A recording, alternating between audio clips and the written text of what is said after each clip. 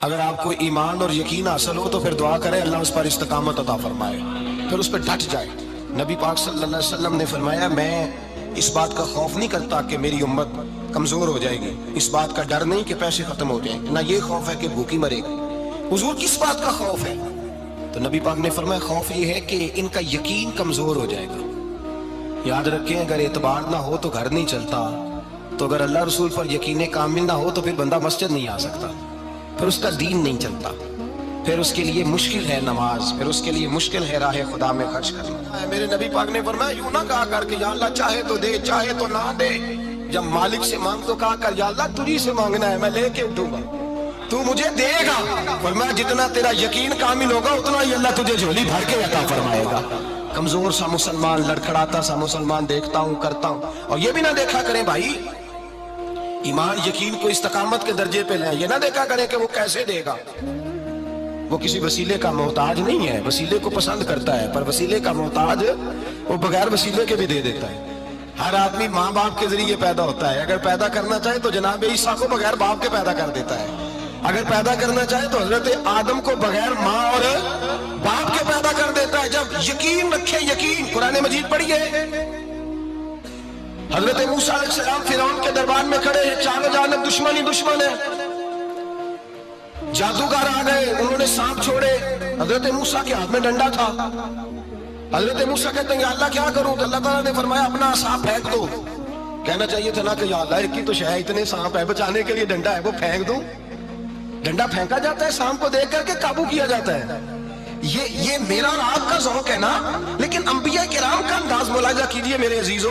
اللہ فرماتے ہیں ڈنڈا، اے موسیٰ ڈال دے اپنا عصا، پہلے نہیں فرمایا کہ سانپ بن جائے گا، فرمایا بس تو ڈال دے۔ میں اور آپ ہوتے ہیں تو سانپ سامنے ہے، ڈنڈا ہاتھ میں ہے، ہم کہیں گے عجیب بات ہے، یہ تو دفاع کی چیز ہے، اسی کو ڈال دوں تو بچوں گا کیسے؟ کہا ڈال دو، تو حضرت موسیٰ نے ڈال دیا، کہا میرے رب کا حکم ہے تو میرے لیے بہتر ہی ہوگا۔ اللہ فرماتے ہیں جب موسیٰ نے ڈالا تو میں نے اس ڈنڈے کو، اس عصا کو اژدہا بنا دیا۔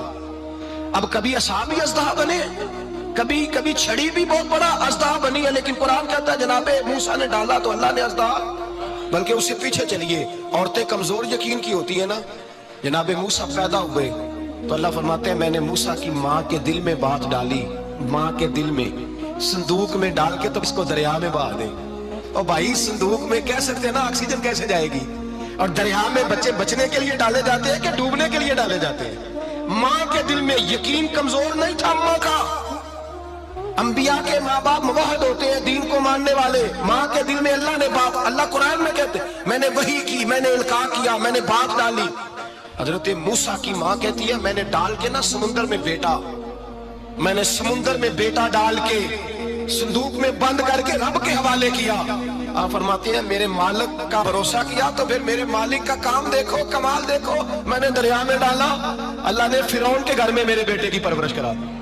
یہ یقین کی حضرت موسیٰ کے پاس قوم آئی، قرآن پڑھیے، کہا جناب پانی چاہیے، وَإِذِ اسْتَسْقَىٰ مُوسَىٰ لِقَوْمِهِ، موسیٰ نے اپنی قوم کے لیے پانی مانگا، ہم نے کہا فَانْفَجَرَتْ مِنْهُ اثْنَتَا عَشَرَةَ عَيْنًا، اپنا ڈنڈا پتھر پہ مارو۔ عقل والا آدمی ہوتا تو اڑ جاتا، کہتا یا اللہ پتھروں سے بھی کبھی پانی نکلا ہے؟ اضرب بعصاک الحجر، مارو پتھر پہ ڈنڈا۔ اللہ کے نبی نے منٹ نہیں لگایا، ٹھا کر کے ڈنڈا لگایا، فَانْفَجَرَتْ مِنْهُ اثْنَتَا عَشَرَةَ عَيْنًا۔ اللہ فرماتے ہیں جناب موسیٰ نے ایک عصا مارا، میں نے 12 چشمے جاری کر دیے۔ تو لے تو اللہ کرتا ہے، اللہ کہتا ہے پڑھ نماز روزی دوں گا، کہتا ہے سوچتا ہوں۔ اللہ فرماتا ہے آجا مسجد میں تیرا ہو جاؤں گا، کہتا ہے دیکھتا ہوں۔ رب فرماتا ہے تو میرے محبوب کی غلامی کر، میں تجھے محبوب بنا لوں گا۔ تو کہتا ہے تھوڑا بڑا ہو کے داڑھی رکھنی ہے، ابھی سیانا ہو کے میں ذرا سرٹیفکیٹ لے لوں اسرائیل سے کہ کتنے سالوں کے بعد آئیں گے، پھر شروع کروں گا۔ پروگرام بنا رہا ہے، ابھی تو ارادے میں ہے اللہ کے پیغمبر کا ڈنڈا، اور اس سے زیادہ آگے بات ہو گئی، پیچھے فوج لگی ہوئی ہے فرعون کی، مجمع ہے، ہزاروں لاکھوں کا لشکر لے کے، تلواریں نیزے، فرعون پیچھے، آگے دریا آ گیا۔ حضرت موسیٰ علیہ السلام کھڑے ہیں، اب کدھر جائیں؟ اللہ پاک نے فرمایا مارو ڈنڈا۔ کہاں؟ پانی پہ ڈنڈا مارو۔ اب حضرت موسیٰ علیہ السلام پانی پہ ڈنڈا مارے تو پانی ابھرے گا، اس سے زیادہ کیا ہوگا؟ پہلے پتھر پہ ڈنڈا مروایا تو پانی نکلا، اب پانی پہ ڈنڈا مروایا، فَإِذْ فَرَقْنَا بِكُمُ الْبَحْرَ فَأَنْجَيْنَاكُمْ وَأَغْرَقْنَا آلَ فِرْعَوْنَ۔ اللہ فرماتے ہیں موسیٰ نے پانی پہ ڈنڈا مارا تو میں نے پانی میں رستے بنا دیے۔ ایک جگہ ڈنڈا مارا تو پانی نکل آیا، دوسری جگہ عصا مارا تو پانی خشک ہو گیا، 12 چشمے بن گئے، 12 رستے بن گئے دریا میں سے۔ حضرت موسیٰ علیہ السلام گزر گئے اور اللہ فرماتے ہیں فرعون بھی آیا تو اسے میں نے غرق کر دیا، اور وہ کھڑا دیکھتا ہی رہ گیا کہ بنا کیا ہے۔ جب یقین کامل نصیب ہوتا ہے، اعتماد کی دولت اللہ دیتا ہے، جب انسان کو یہ انشراح صدر ہو جاتا ہے کہ میری نجات خدا کے حکم میں ہے اور رسول اللہ کے قدموں میں ہے، جب اسے یہ انشراح حاصل ہوتا ہے تو پھر نماز کا لطف آتا ہے۔ غور کیجئے کیا جملہ کہہ دیا میں نے، پھر اسے نماز کا پھر اسے نماز بوجھ نہیں بلکہ نماز نہ پڑھے تو اس پر بوجھ ہوتا ہے، پھر قرآن مجید اس کی روح کا ساتھی ہو جاتا ہے، پھر عبادات، تقوی، پرہیزگاری، پھر وہ ایک سنت کے چھوٹنے پر پریشان رہتا ہے۔ جب یقین کی دولت نصیب ہوتی، قرآن مجید فرقان حمید نے کہا ایمان لاؤ تو پھر ایمان پہ ڈٹ جاؤ، مسلمان بنو تو پھر اسلام پر۔ پھر یہ جو کمزوری ہے نا، یہ دیکھتے ہیں، کرتے ہیں، چلتے ہیں، ابھی کل ابھی پرسوں بہانے ہیلے، ابھی میں نماز شروع کرتا ہوں، دیکھتا ہوں لا الہ الا اللہ محمد رسول اللہ صلی اللہ علیہ، جب کسی نے کلمہ پڑھا تو اس پر پورا دین ضروری ہے، پورا۔